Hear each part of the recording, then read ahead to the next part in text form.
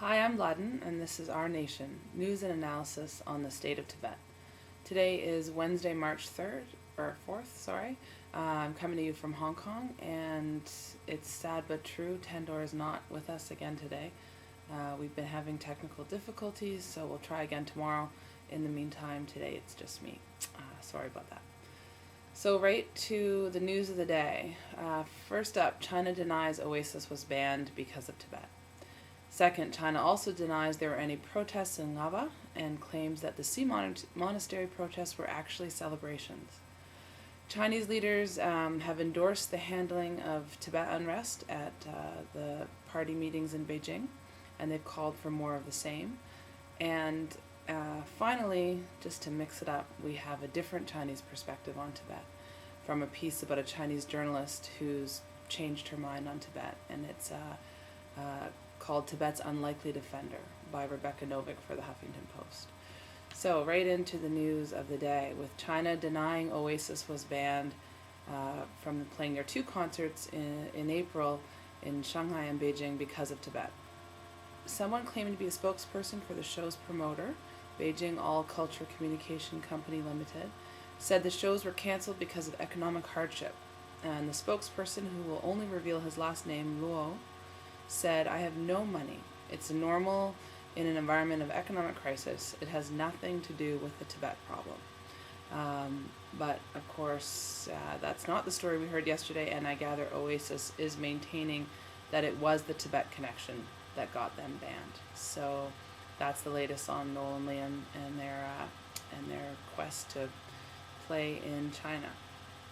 Now, this story about, while China's officials and the Chinese government are denying there are any protests in Amdongaba or Aba, and they're claiming that the sea monastery protests that we reported on the other day were actually celebrations. According to the BBC yesterday, a Chinese official has rejected reports that protests have taken place in a Tibetan area of southwest China.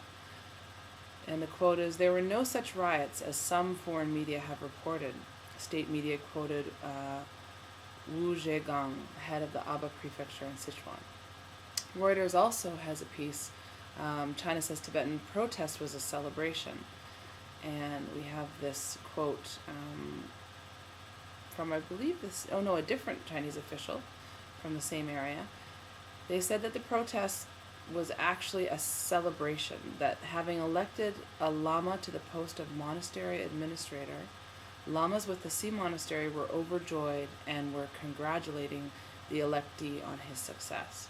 So where we had reported that monks had entered the prayer hall against the orders of the government and had begun the prayers for the new year, and then once they were told to stop those, at least 50 monks went out into the road behind the monastery and began protesting, and there was this standoff at Sea Monastery between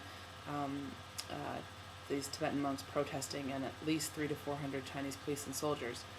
The Chinese government is now claiming that that was actually some kind of celebration for an election of a disciplinarian lama monk in the monastery. There was actually a Xinhua report that we saw yesterday, and the quote they have, "This was a normal religious activity, but it has been distorted as a Tibetan Lama protest by some foreign media with ulterior motives. We are indignant toward the distorted news reports based on hearsay and are disappointed at those Western media which have long touted that they are observing objectivity and fairness in news reporting." That's the local Chinese officials' comments. And they go on talking about how local residents say they didn't hear or see any Lama protest on Sunday. They go on to say that that ICT, International Campaign for Tibet, put out a report, but that ICT's report did not identify any sources. And I think that, the whole thing is a bit obvious and transparent. China has shut down Tibet, closed it off to foreign journalists and most foreigners. I just heard of someone's tour group being turned back, a Canadian that was in a tour group that was turned away recently, just the other day. How is anybody supposed to know what's happening in Tibet if you can't go there and see for yourself?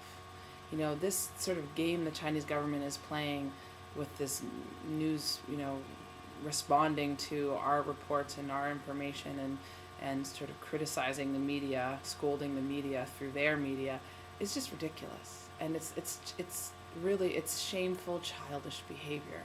And they're playing games in a way that is just, any young Chinese, even if you don't agree with us Tibetans and our perspective, who can, see this, really it's an embarrassment that a government would act this way.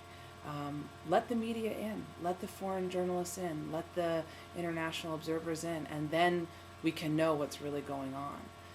That's the key. But they know that, and they on the one hand keep Tibetans locked away from the world, threaten and scare the hell out of them that if they speak or say anything, they'll go to jail. 5 years for talking on a cell phone, one woman got. And then at the same time, they play this silly game with the media and with information. So we will continue to do our best to bring information out from inside Tibet, and until the Chinese authorities let people in and let people see it for themselves, I guess no one really will ever believe what they say, because how can you? It's so obvious that they distort the truth and that they lie about events in Tibet. Next up, we have just from it's the Chinese People's Political Consultative Conference that's meeting in Beijing right now, a national body composed of 2,160 members who are meant to offer suggestions to the leadership and to the National People's Congress, or the Chinese Parliament, which will meet starting tomorrow. So the CPPCC started meeting yesterday, and the NPC will begin meeting from tomorrow. And basically, the opening speech of this People's Political Consultative Conference, the main leader who spoke basically endorsed the way that China has and Chinese leadership has dealt with ethnic unrest and the Tibet problem, and asked representatives of the ethnic minorities and the various religions to cooperate for unity in the country and for religious harmony. He expressed, this is in the opening speech, he expressed unconditional support for the policies of the party and the government in controlling uprisings in Tibet and other parts of the country.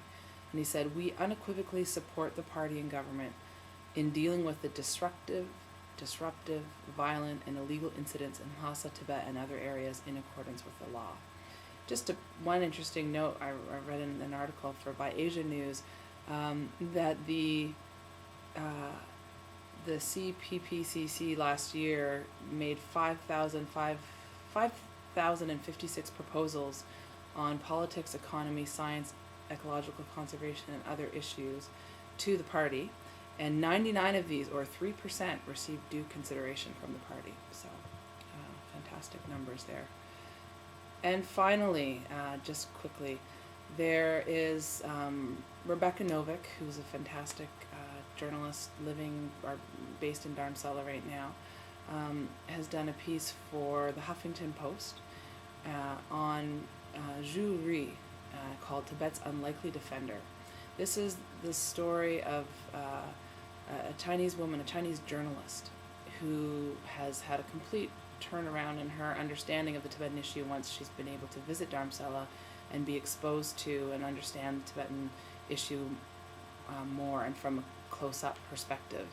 And I won't get into it right now because I don't have time, but she wrote an open letter basically to the Dalai Lama and posted it on her blog sometime back after all the trouble and the uprisings in Tibet, and talked about how, she had this impression that the Dalai Lama was a flayer of human skin, a demon, all of these terrible things, and now she understands that she's able to live in Canada freely and read and see the truth of the situation, that it's not what she thought. But I'm running out of time. So that's Our Nation, News and Analysis on the State of Tibet. I'll be back with you tomorrow, hopefully with Tenzin Dorji. And again, this is Lhadon from Hong Kong.